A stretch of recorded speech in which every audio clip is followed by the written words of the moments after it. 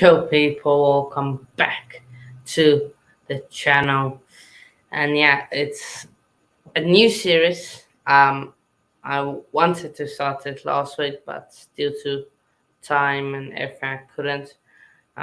So yeah, so this series is clear where we're going to build every sporting event from football to cricket to rugby, just everything happening in the world of sports in the week.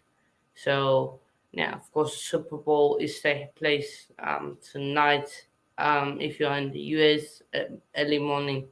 If you are um, closer to where I am and Australia region. So yeah, we all do quick predictions for that. But yeah, but I'm not alone. I am joined by man himself, Manny. How are you? Yeah, good, bud. Good. Good to be in your company again. Excited for this new series, and thank you very much indeed for catching me eventually. Yeah. Um. So yeah, I we think this happened a lot. Of course, the um Women's Cricket World Cup has started. I think both of us are watching it right now. So yeah, that has started. Of course, Six Nations is shaping up to be an interesting tournament. And then you got the Premier League. That's sorting up with also dropping points.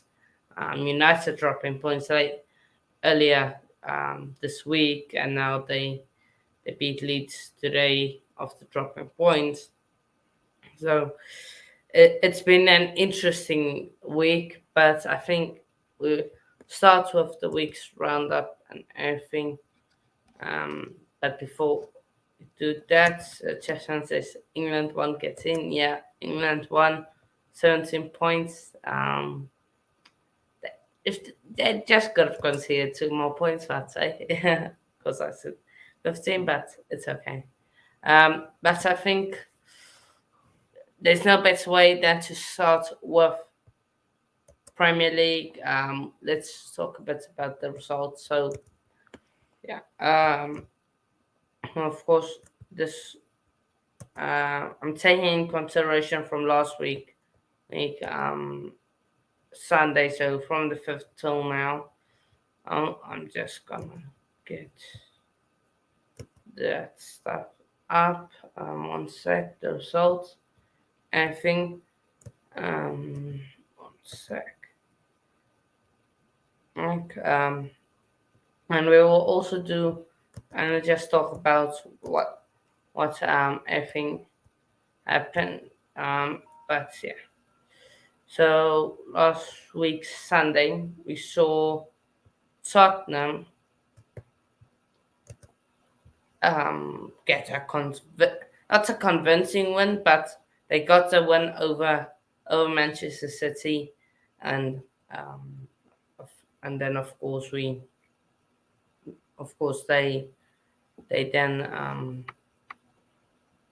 it was an improved performance from Tottenham, but then Monday morning, the City fans were crying, not crying, they were irritated. News came out of the 100 plus breaches, and and I think almost City have taken that as motivation. You could say be like, nah, we're not stepping down from this, and what they have done today, destroying um, Villa. But I want to get your thoughts, Manny, on the breaches. We know the Tottenham game; Tottenham easily beaten them. Was almost a one-team game. So I want to talk on the breaches, of course. 101 breaches. Um, City came out and said, no, we we don't conduct any of it. There were speculations that Pep might be like, I'm leaving because the club lied to me, of course, a few years back. But then he came out in his press conference and said um, he believes they're not guilty. And you saw what did today. I think.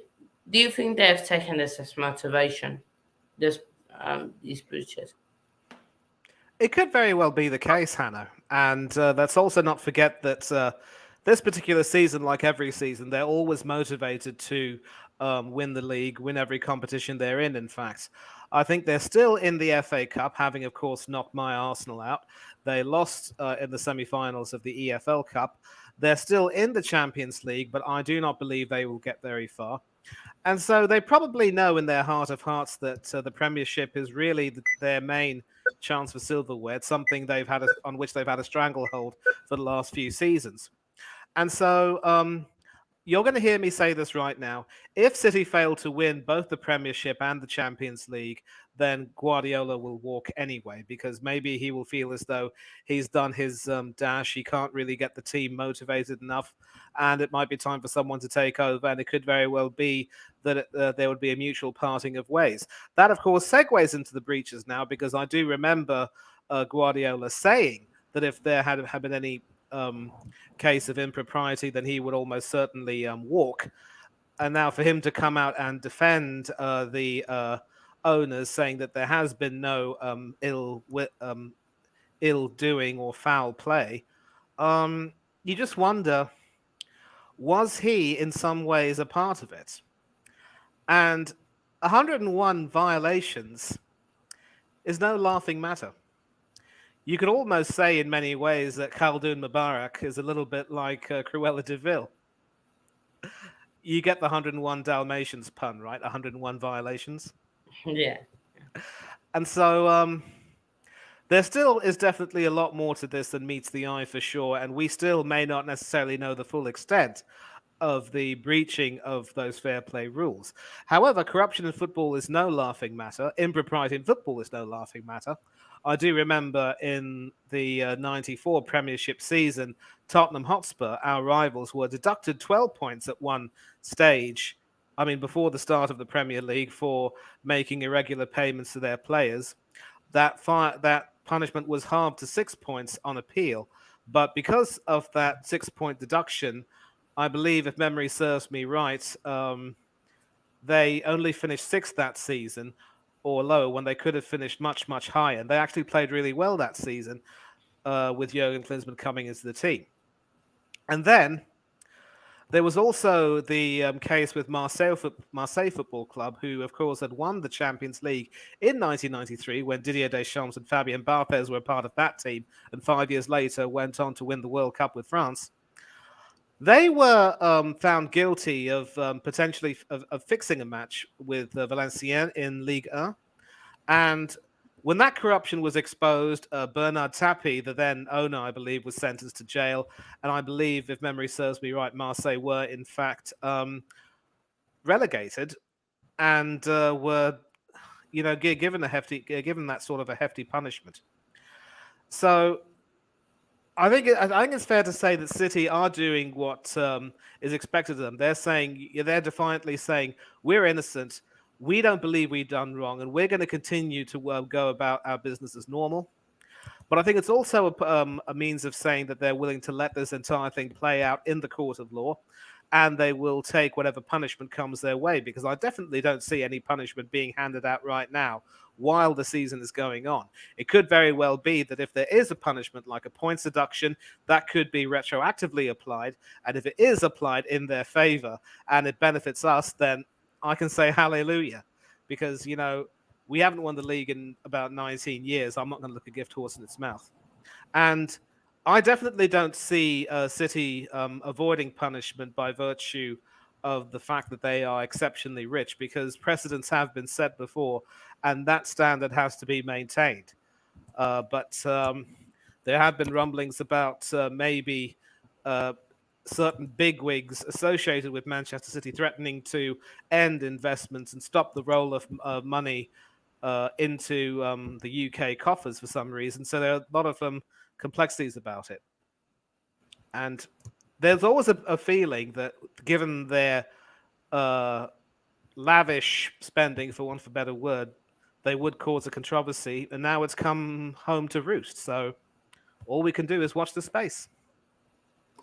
Yeah, definitely. All I can do is watch her space. But yeah, and that news came out, and then of course we had the news, and then we got the, and then Leeds United played um, played United at Old Trafford, links into today's game, um, where um, United came back from 2-0 deficit, made it 2-2 draw.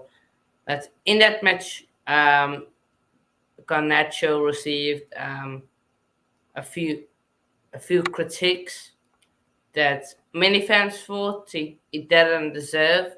They deserve as he's 19, and then of course he scored today, and his celebration showed that he saw some of the comments. Um, do you think these young players, 18, 19, 20, do you think they deserve this this backlash of a bad performance? With a cricket connection, I'm reminded of a story concerning the former West Indies legendary batsman Shivnarine Chanderpaul. Obviously, a Guyana and West Indies legend and former captain. And he was considered to be so prodigious with his talent that he would often play with his father's friends and his own father, and would often get hit. Basically, as a batsman, the bowlers would show him no mercy and they'd rap him on the knuckles and he'd get hurt. And I remember um, he would even bat in the nets against a gentleman by the name of Colin Croft, who also was a former West Indies bowler, and also from Guyana. Impressed with the boys' defense, so he had exposure to playing with the big boys and against the big boys. And whenever he would get rapped on the knuckles and start to cry, his father would say, "Son, there's no room for crying here. If you want to play with the men, you've got to learn to be tough." Now, do I condone any sort of abuse of these youngsters? Not by any stretch of the imagination. If it me When it comes to abuse, though, the problem is that there are several people who want to have the penny and the bun, who want to try to say some really despicable, appalling things in the name of trying to, constructively criticize these players. If you are willing to criticize these players by saying that they can improve their game technically and, avoid some mistakes, then I suppose that's fair. But if you're just going to be exceptionally mean-spirited and arrogant towards them, then that's just disgusting. So I think when it comes to players, we've all got to realize that they are going to take a bit of time to develop.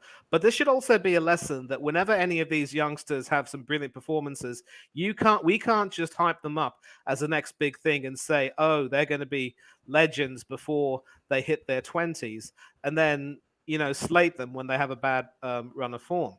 In fact, one of the greatest managers of all time, Alex Ferguson, handled the then 17/18-year-old Ryan Giggs perfectly by letting him play only, he didn't say, but he would allow him to play some alternate games, would give him more than adequate periods of rest.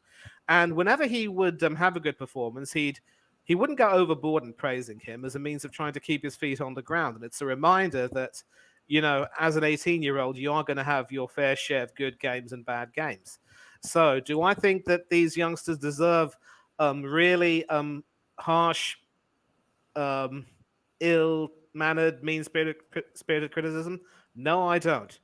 But do they deserve a little bit of critiquing of their game and telling them how they need to, improve their game and be a little bit more patient or what have you? That comes with the territory. And that's always going to come with the territory for any young player who wants to try to make it in the big leagues playing with the big boys. Yeah, agree.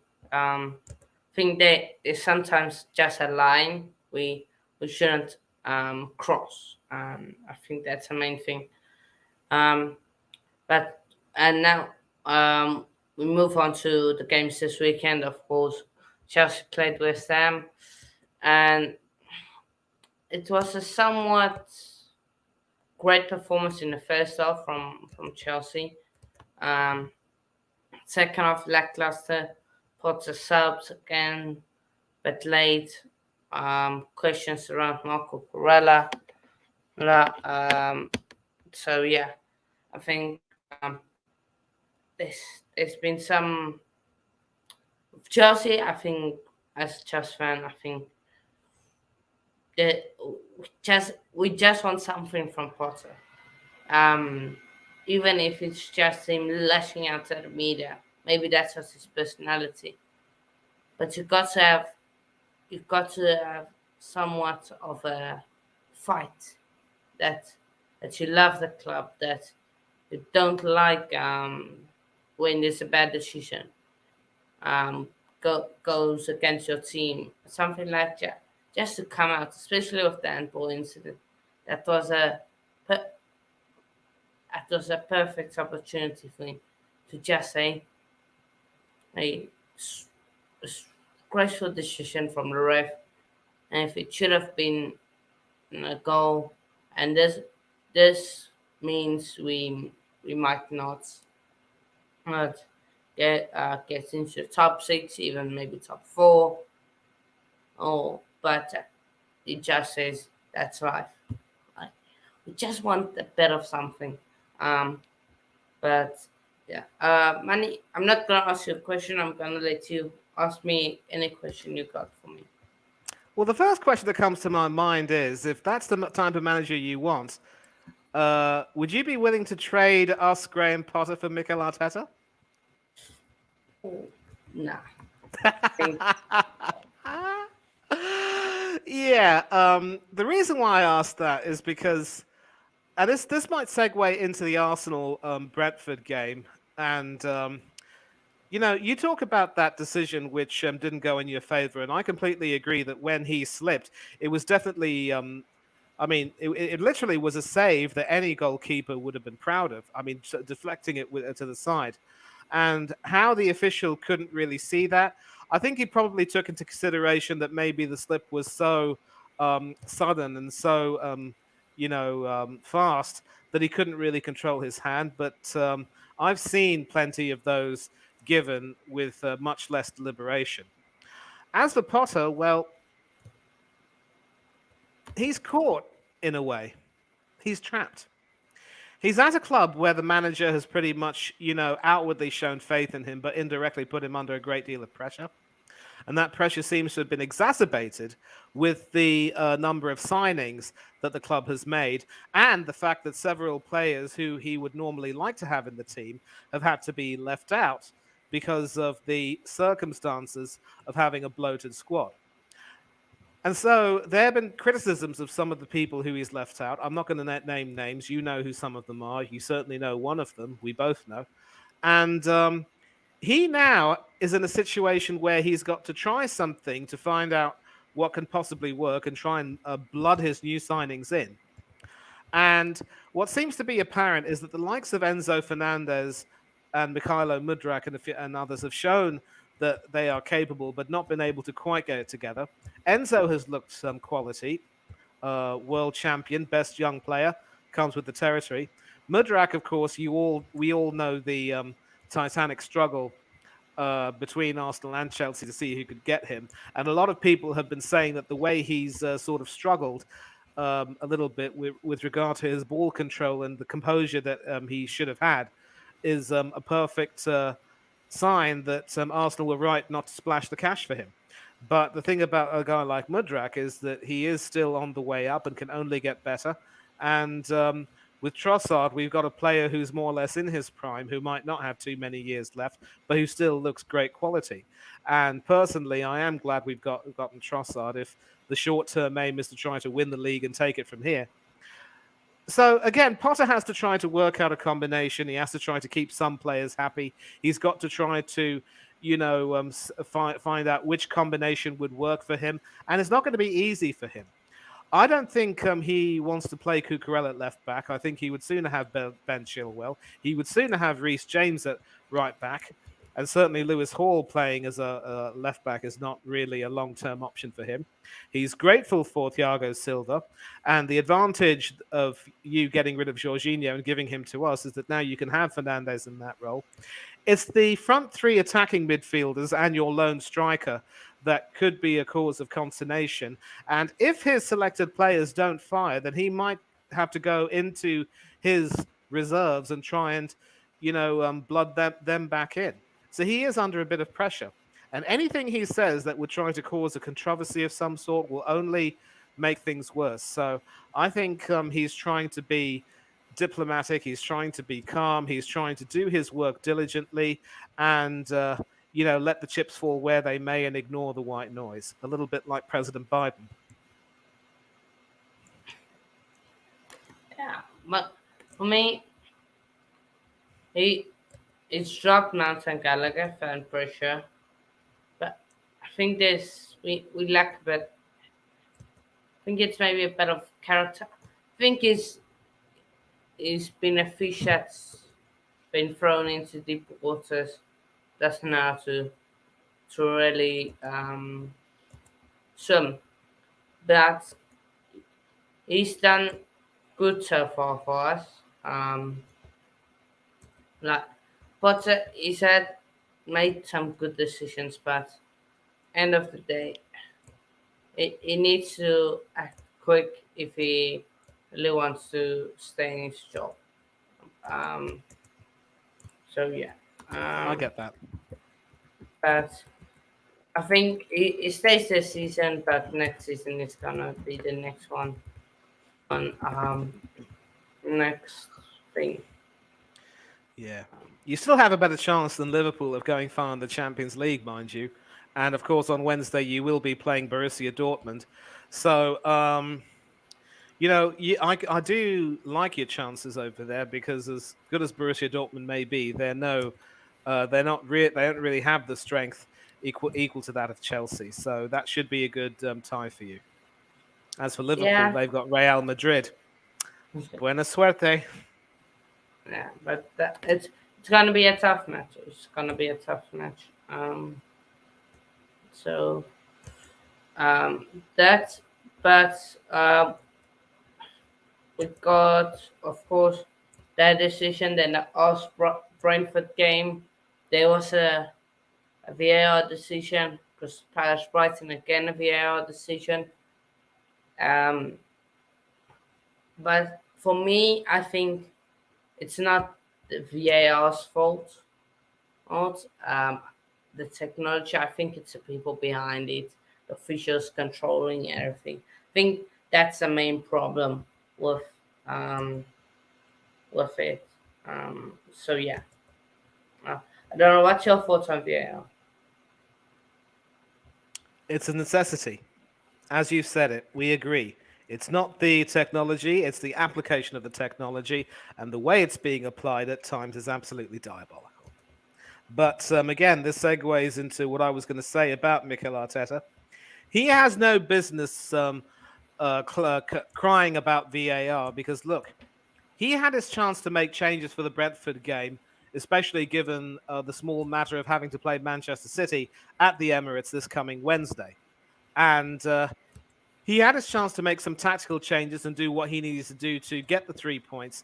He failed to do that. So he's in no position to complain about that VAR. And he should accept the fact that once again, as with the game against Everton, he mucked up completely. And if we lose against Manchester City, then we could find ourselves up a gum tree.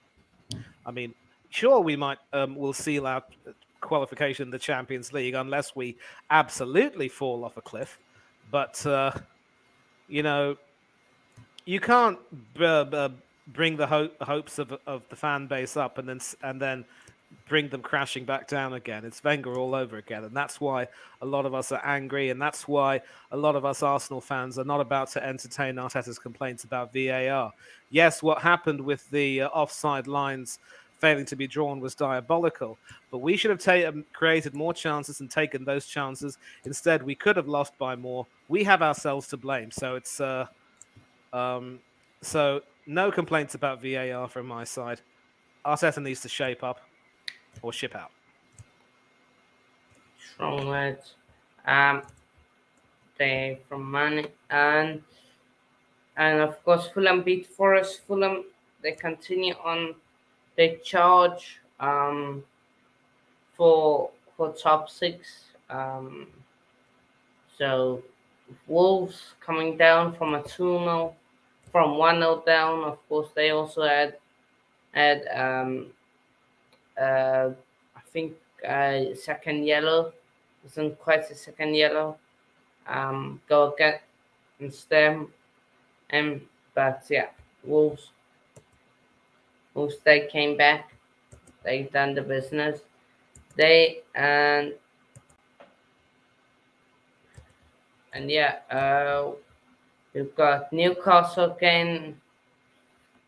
They they dropping points. Points have been good this season, but they're still dropping points. And uh, Manchester United first beat Leeds. Good decision there from them. And then you got City. We spoke about them using it as motivation. They slapped up Aston Villa. So yeah. Uh, Anything else you want to talk about on Premier League side? Um, no, not really. No. Yeah, I think we discussed it. We will move on um, to the championship and wrap up on the footballing side. But before I do that, first got to go through the comments. Good first half from Chelsea and bad second. Yeah, Felix and Enzo best players definitely. Yeah, I can see Dortmund beat us. Brighton got robbed by VAR. Yeah, definitely. Um, so yeah, championship. I will quickly speak on this. So let me just get championship stuff up. Up. So yeah, but interesting. Some interesting results happened in the championship. But well, I'll get that. Money. Predictions. For Liverpool, Everton, and also City. No score prediction just who do you think will win? Yeah, I've got Liverpool bouncing back from some pretty poor performances to beat Everton because, look, for all of the credit that Everton deserve for beating Arsenal, they're still in the relegation zone for a reason. And I just think that this Merseyside derby is a game that Liverpool will need to win to get their season back on track, and they will win and get their season back on track and it will probably end up being a convincing win. I'm going for a 3-0 win. As for Arsenal City, well, there was a part of me that was actually hoping for and predicting a 2-all draw. And you know what? I'm still going to stick by that because if you take the way City played today, they won the game in the first half. Aston Villa made some poor mistakes and were deservedly punished. But in the second half, Villa came back really well and got a goal back and could very easily have pulled back another one or two. And they did really well to highlight the fact that City's back line is still quite weak. And if we're able to get behind their back line, we could cause them a great deal of trouble.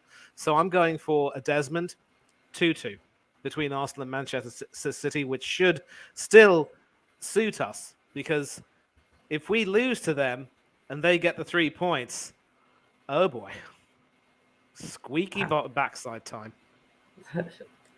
True. Um, and yeah, you also got yeah. My predictions for that is 1-1 in the Liverpool game and 2-1 City. Um, that's my Yeah. predictions for that, and I'll move on to the championship. Yep, So championship. the championship fixtures. It kicks off Birmingham playing West Brom and Hannibal. The United lonely beautiful free kick. I don't know, man, if you've seen it, but it's an absolute peach of a Which free game was kick. that? Which game was that? Birmingham and West Brom. Yes, Birmingham West Brom. Birmingham at home. Peach of a delivery. I'll Abs- have to look at that. I'll have to look at that. And what was so the it's a, it's in a 2-0 Birmingham. So yeah, I got one. I in the championship I got 16 points.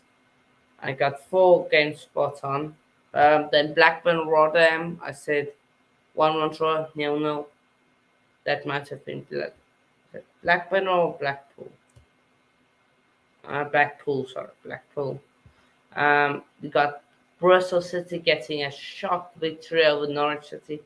Didn't expect that at all. Preston losing to Burnley. Expected Burnley. They on massive form. They just short of clinching automatic first place. Both them and Sheffield United are in the 60 is got points. Middlesbrough Cardiff, I said 3-1, it ended 3-1. Middlesbrough, they were uh, they were good. They were absolutely good. Then Luton Coventry 1-1. I said 1-1. Luton did come off a 3-0 loss to Grimsby FA Cup. And I'm saying this now, Luton fans. Get Rob Edwards out because it's going to get worse. It's going to get worse. Trust me. Um, Yeah, I do have to ask you a question though, because you're talking about Edwards, the Luton Town manager, right? yeah, Let me take a look at the championship table and see where Luton are.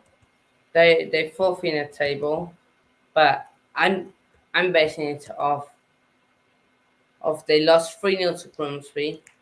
That shouldn't happen. They picked a B team slash C team. Um, Now they drew to Coventry. It's Coventry where I get it and stuff, but they should be B teams. And I think just think it's a tough one. And so it's a tough one to call. It's a tough one to call. I with him, I get why people are saying he should stay in his job. I'm just saying get him out because I can't see it getting worse.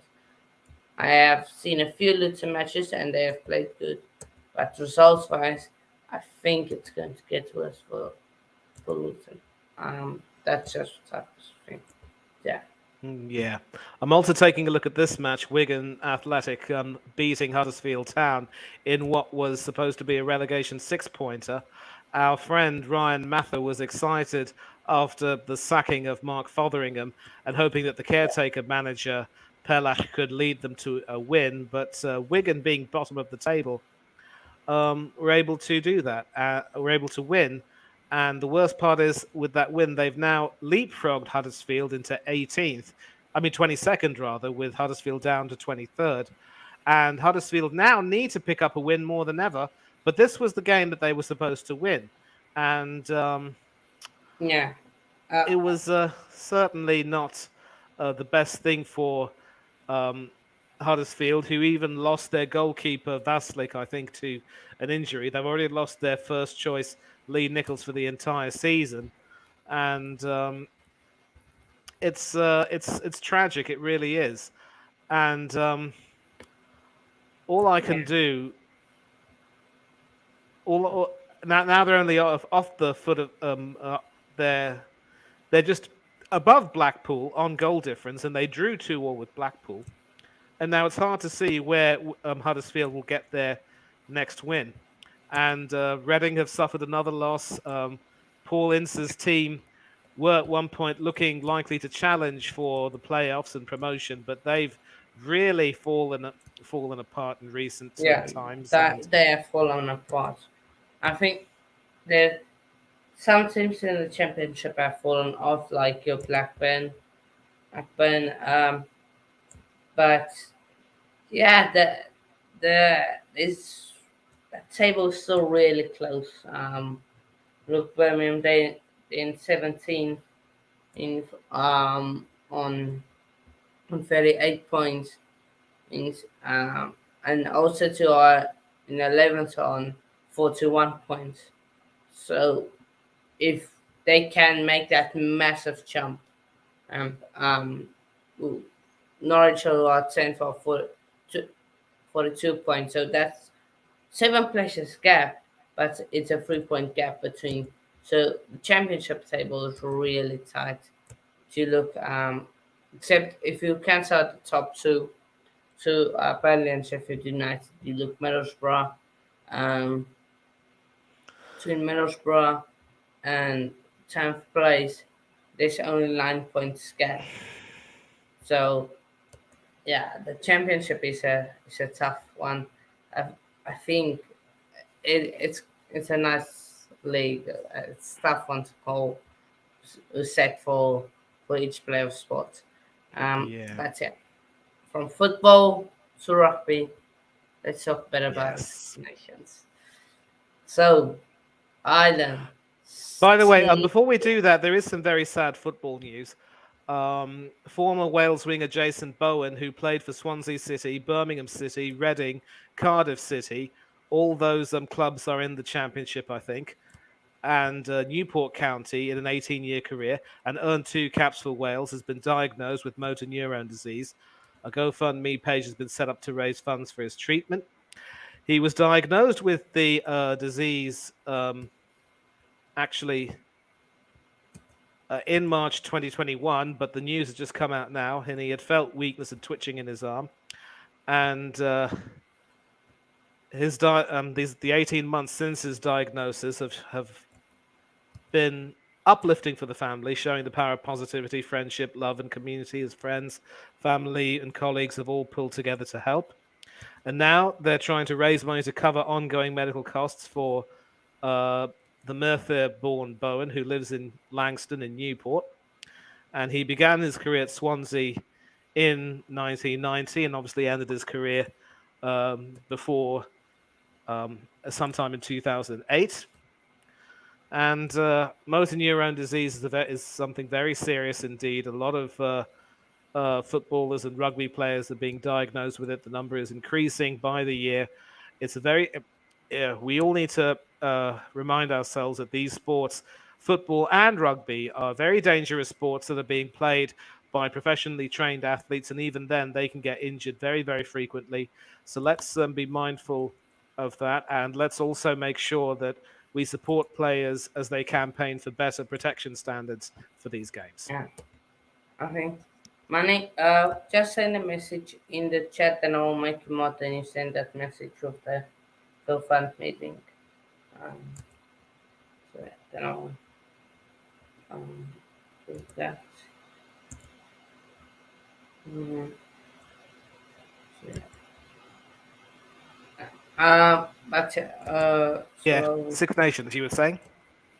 yeah, so we'll talk a bit about the Six Nations.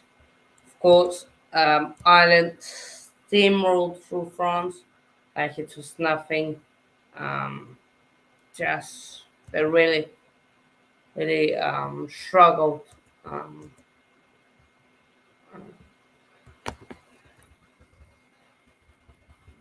France, I think their kicking game didn't work. Um, really, because they kicked for me too much, and I think that led them as a downfall of them. Um, so yeah, and Ireland they look really good.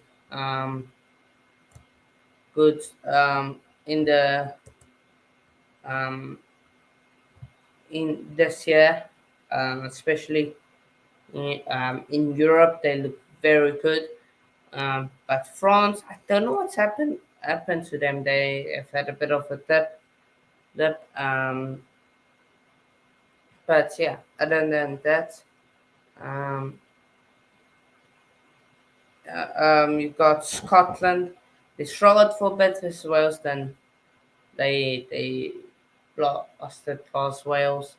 Was England lost it past Italy.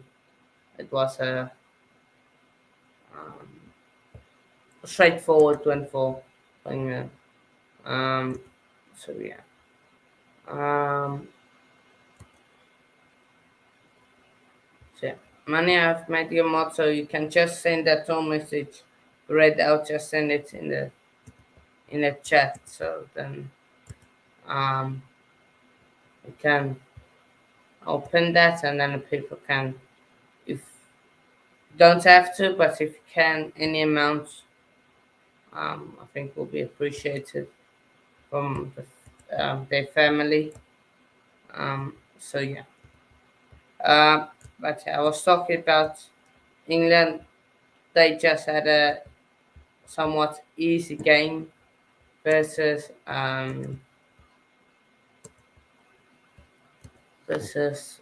Italy. Scotland, they ran them over. Um, so yeah, I don't know, Manu. What is your thoughts?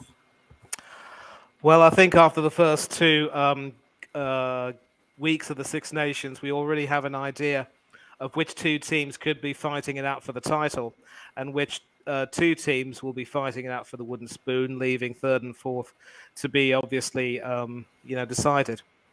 I do apologise for not being able to join you for your preview, but that's because sadly I don't get TV coverage here. Hopefully for the World Cup, if by some miracle one of the channels decides to step up and say, you know what, we need to provide this as a really good opportunity, then let's do it. And I mean, I could be watching the Super Bowl tonight, so if they're willing to show the Super Bowl, they should show the Rugby World Cup. But anyway, um, Ireland look to certainly be a really good team, but the problem is, whenever they come to a World Cup, they always seem to flatter to deceive. They have proven themselves to be really adept at churning out wins repeatedly, and they seem to have a mastery over the All Blacks, for instance, who are, of course, um, in a slight decline, not really the force they used to be.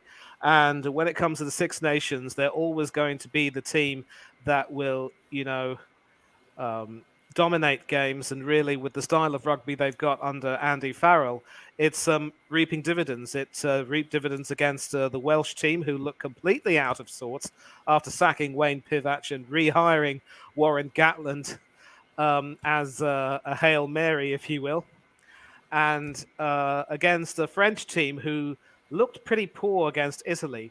They turned on the style when it mattered. They didn't let their heads drop when the French were scoring, and with their aggression and confidence, the French seemed to have no answer.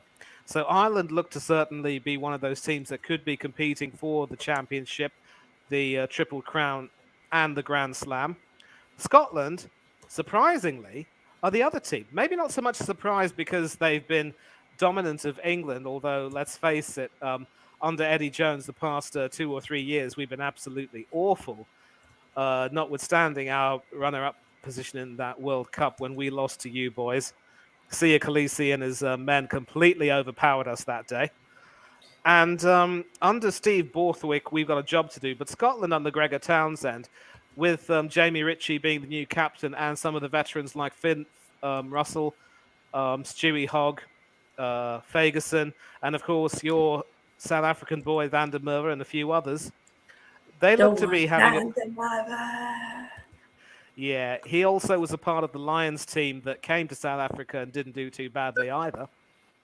And they're also a team that could certainly be on the up if they can improve some of their consistency and try and make sure they handle even more moments of pressure better and continue to pick up where they left off. There's no reason why they can't challenge potentially for the title. As for France, it's sad to see how a lot of mistakes have crept into their game, and if they're not careful, they could end up being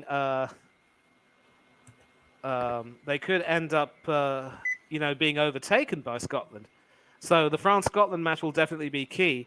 The winner of those two matches could probably end up finishing second behind Ireland in the championship. But again, France have a lot of work to do. And they're a nation which also has never quite been able to get their act together when it comes to the World Cup. I do believe, if memory serves me right, they've had one runner-up finish when they lost to John Eales' Australia in, if I'm correct. That was 1999. Yes, because in 2000 in subsequent events, they've reached some semi-finals and have threatened to challenge, but not been able to do so. As for England, as I've said, they've got problems, and Scott Borthwick won't solve those problems overnight. The win over Italy will be the start of a new journey, but he still has a lot of work to find out his best combination. It could very well mean that a few more experienced players might fall by the wayside, and then some younger players will get the confidence to take everything through to the World Cup and beyond. Italy, perennially, are the team which normally competes for the wooden spoon, but every now and then they could just turn in a really good performance, and they very nearly beat France. So there's nothing to say. There's nothing to say that they can't cause another shock in this tournament, and they certainly could continue their improvements, and maybe before long they'll be able to really make a serious challenge for finishing higher up in the table. As for the Welsh team, under Warren Gatland, he was rehired after Wayne Pivac got sacked as a Hail Mary. He's got a team which is aging, new blood is needed, and we could very well see one of those very experienced players not even make the World Cup squad. Some of those players have served Wales with nothing short of distinction over the years, and some of them have been absolute, and certainly in the case of Alan Wynne-Jones, he's been an absolute titan of the game. But it could very well be that Gatland wields the knife and tries to craft a new team even before the World Cup. Now, will he stay on beyond the World Cup? That will remain to be seen, because it's unprecedented that a coach would coach the same national team on 3 occasions. But Wales look down and out, and given the nature of their defeats, they could struggle to avoid the wooden spoon. So the Italy-Wales clash, mind you, that could very well that could be a huge battle in the race to avoid the wooden spoon. And this Six Nations campaign could very well be the last campaign for for several of their most experienced players. Yeah, great. So if I can give a quick prediction, the final standings will be like this: Ireland to win the championship, the Triple Crown, and the Grand Slam. Scotland to finish second. France to finish third. England to finish fourth. Italy to finish fifth. And Wales with the wooden spoon.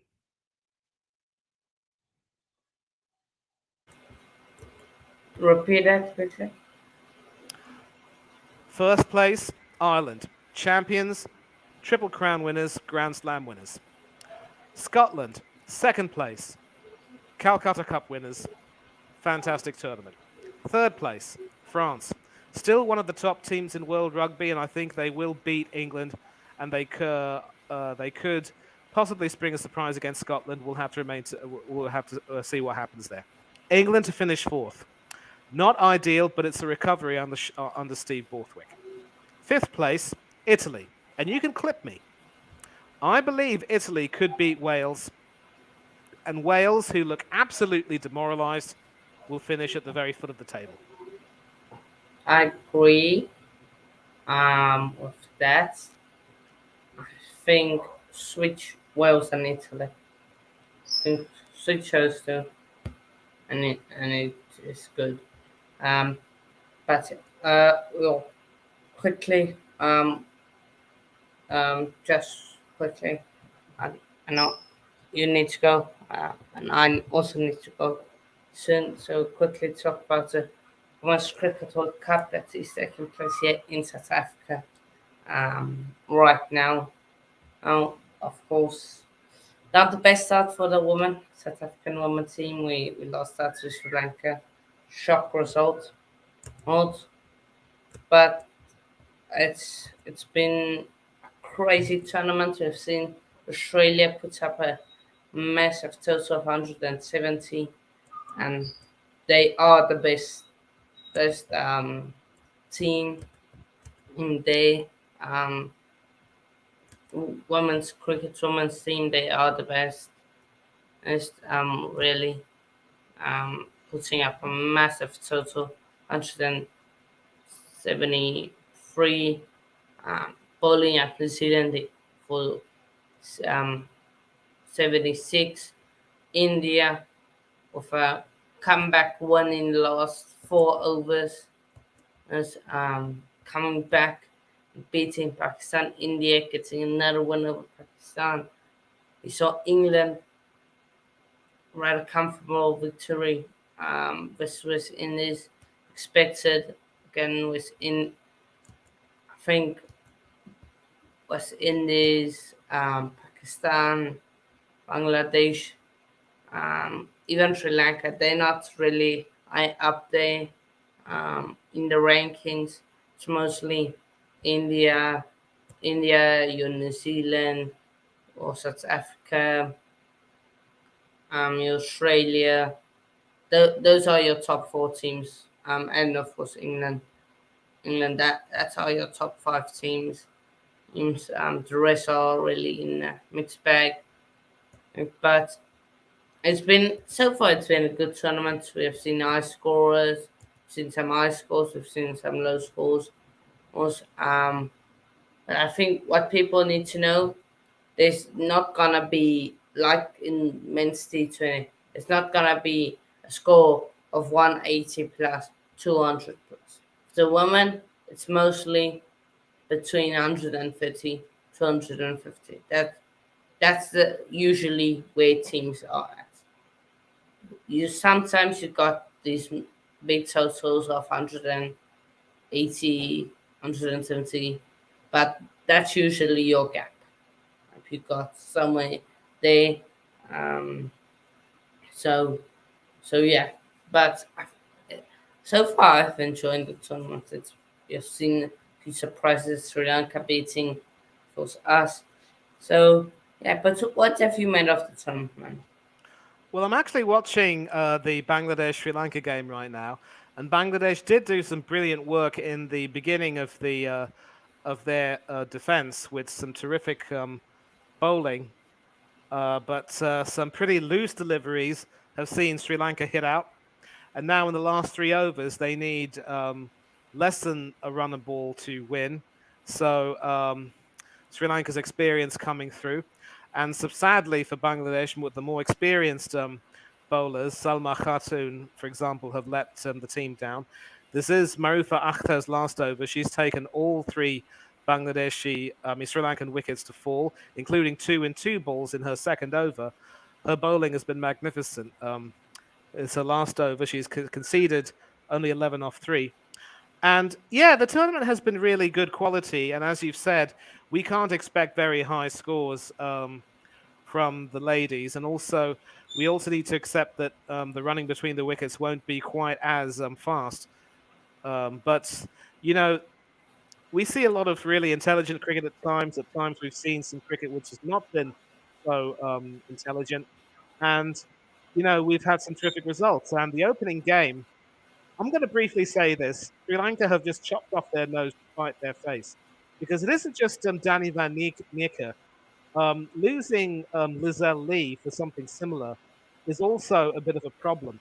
I get that teams need to try and work on their fitness, but given the work that Danny Van Niekerk did to try to get herself back in contention following her injury, and given how important she was to South Africa, surely there could have been a case for keeping her in the team and allowing her to sort of blend in and be a part of the squad and provide some experience, especially with her spouse, Marizanne Kapp, in that team as an experienced bowler. But when you have something like that, which obviously has psychologically affected both Kapp and Van Niekerk, you could end up with a few issues of harmony with the squad. And I think the quality of batting when it came to South Africa's chase was severely hampered. As for the other matches, well, certainly they've the teams there who were expected to win have certainly not disappointed. And even now, with Sri Lanka needing 11 off 16, um, it's really a foregone conclusion. And they're just now looking to counter to this win by taking singles. So Sri Lanka definitely look a good force to be reckoned with. And for the likes of South Africa and New Zealand and now Bangladesh, this could their next matches will be must win. So there has been some good cricket in this tournament, and it will be a tournament to potentially savor as the tournament goes on, and we could see some more terrific results. And I'll certainly look to play my part in providing more coverage of that. If you're willing to do some watch-alongs, especially, I can certainly try and hop on if possible. Yeah, now we're definitely doing what's wrong, of course. We have the what's wrong tomorrow. Um, might just see what I'm gonna do with the championship and Champions League prediction scores. That's gonna be interesting one to see because the game is a bit longer. Is long. Um, so yeah, that's it. Um, so yeah, but I think we'll end it here. And yeah, been a good stream. Be happy yourself, just fan, and to all the others that has tuned in. Uh, so yeah, we'll end it here, people. Be happy yourselves. Stay tuned tomorrow. At least 3 videos, at least. If not, there will be a community post of I read championship predictions and Champions League, but yeah. I'll see you with people. Peace.